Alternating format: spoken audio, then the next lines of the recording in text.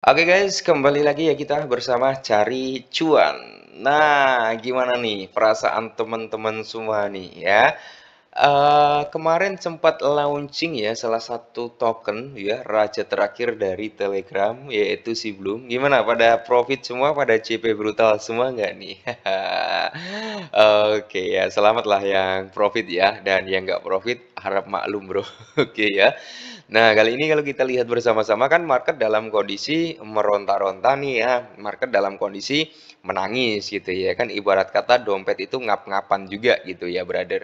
Nah, di sini secara overall-nya itu mengalami penurunan semua. Secara overall ya, kita berbicara semuanya hampir merata lah sekitar 90% itu dalam kondisi koreksi. Nah, sedangkan kalau kita mengacu pada pergerakannya meme coin, kalian bisa melihat sendiri nih ya dari meme coin dari volume aja turun, market cap juga turun, apalagi dari parameter harga ya. Dari parameter harga ini turun semua seperti Dogecoin, Shiba Inu, PP, terus di sini ada Trump ya. Ini Bong mencoba untuk recover, Fartcoin juga mulai recover ya. Kalau kalian positif dengan Fartcoin silakan bro, bisa di CI, SPX juga koreksi ya.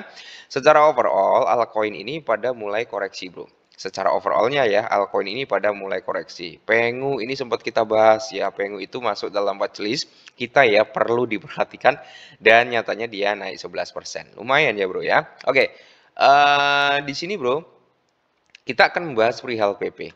Ya, kenapa PP kali ini turun? Kenapa PP turun drop? Ya, secara overall altcoin juga mengalami penurunan. Sebelum kita ke sini, kita lihat dulu di sini, bro ya. Ini adalah salah satu biang keroknya. Nah, ini bro, ini adalah biang keroknya.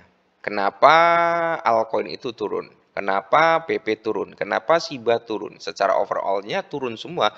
Ini biang keroknya. Kenapa saya bilang ini biang keroknya? Karena ini adalah dominasi ya. Ini 65,1%. Perputaran keuangan saat ini mendominasi ke Bitcoin. Ya, masih mendominasi ke Bitcoin. Ke altcoinnya belum lari, bro ya.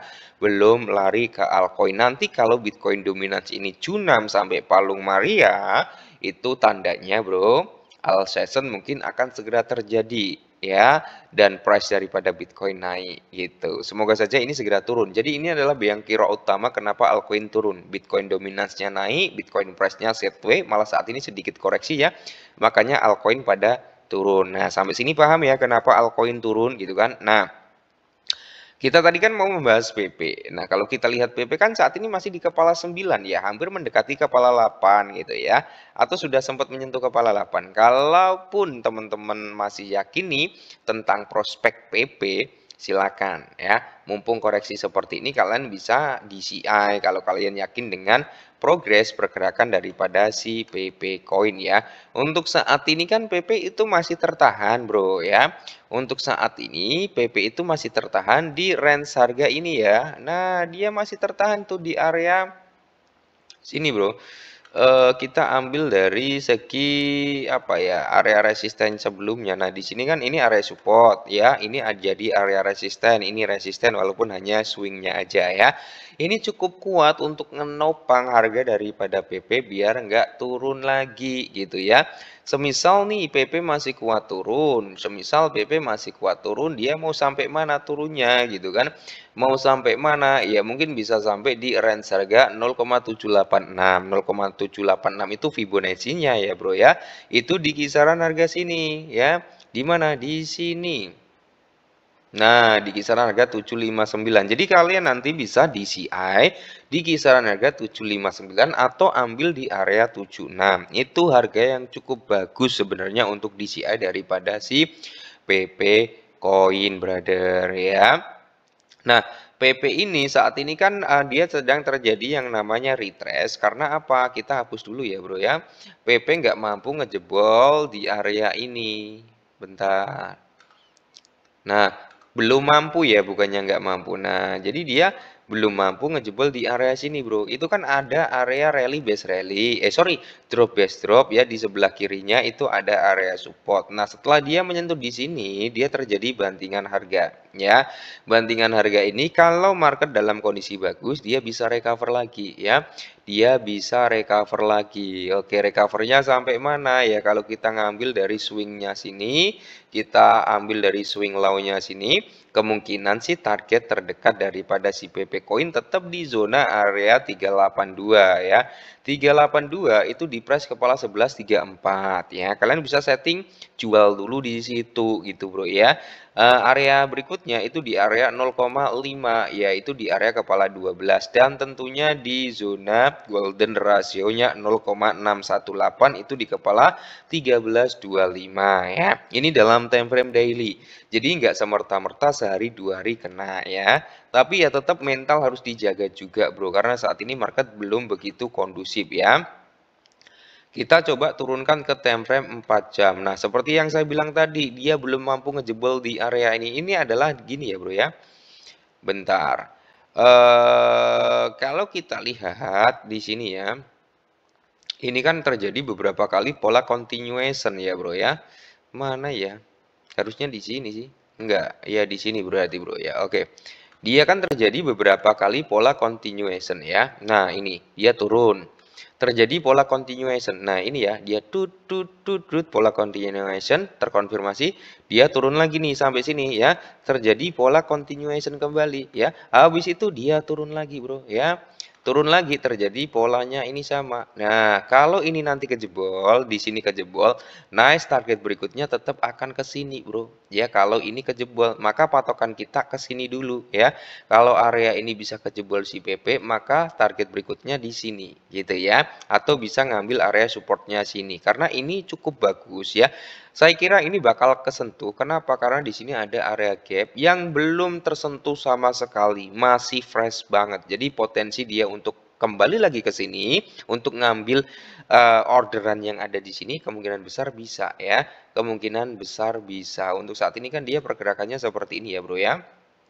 Oke, kalau dia nge-break area ini lagi berarti dia akan membuat titik terendah baru lagi. Tapi kalau dia langsung bisa rebound kembali, kemungkinan besar ini akan di-break.